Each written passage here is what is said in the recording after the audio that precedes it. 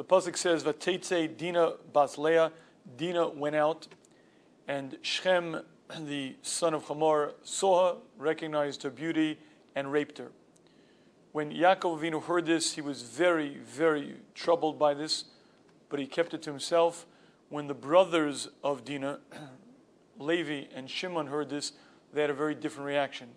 Their reaction was a plot and a plan to kill out the entire city. When Shem later came to Yaakov and said, "I'd like your daughter," they offered the plan, "If you'll all get a bris milah, you could join us." When in fact they did just that, Shimon and Levi came upon the city, killed out all of the males of the city. They killed out Shem.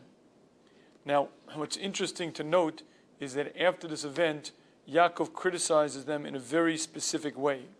The specific words that Yaakov says is, "Achartem osi lavisheni," you embarrassed me, Yoshev haaretz. You embarrassed me in front of the Canaanite and the Perizi. I am very few. They're going to assume that we're rebelling, we're attempting to take the land, and they're going to kill us. There is no mention of the fact that you had no right to kill them. There is no mention that you killed innocent people. Rather, strategically, what you did was wrong.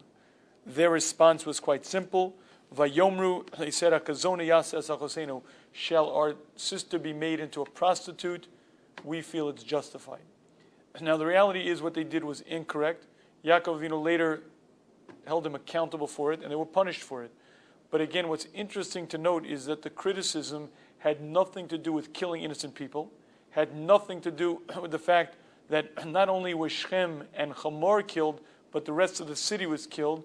Rather, the issue was strategically it was unwise. And the Sforno gives us a little bit of a hint in terms of understanding why it is that the rest of the city should also be accountable. And it says the Sforno as follows. When you look in the pasuk, it says "Ha'ir eshetime," the city that defiled Dinah. It doesn't say Shem did it. Rather, the entire city is blamed for this event. Why is that? Because if this type of action was disgusting to them, had this type of activity, raping an innocent woman, had this been something that was abhorrent, that was totally unacceptable socially, then Shem never would have been able to do it. The only reason Shem did this, the only reason he was able to do it, was because within the social norms of Shem, this was acceptable. Since this was acceptable, therefore he was able to do it. And what the Sforno explains to us is that the entire city became culpable via the fact that they allowed for this type of activity. And one of my Rebbeim once explained a very interesting concept, and that is it's not just the perpetrator of the evil that's held accountable, but here we see even the surrounding city, the support system. If in fact you were part of the support system, you were part of the reason that allowed this person to do evil, you too are held accountable. In this case, since without the city agreeing, without their tacit support, without their acquiescence, and not just for this particular act, but in general, the whole type of activity, if it weren't for that fact, Shem never would have done it. Therefore, they're equally held accountable.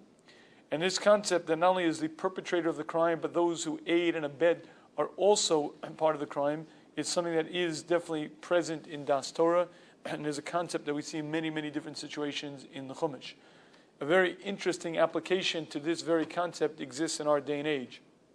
And that is when we read about Palestinians who go rampaging, killing, and if they're successful and actually live, they come back to their town and the entire village comes out to celebrate.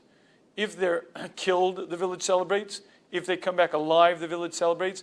But it becomes an entire cause of joy and great elation. The mother comes out proud. The father comes out proud.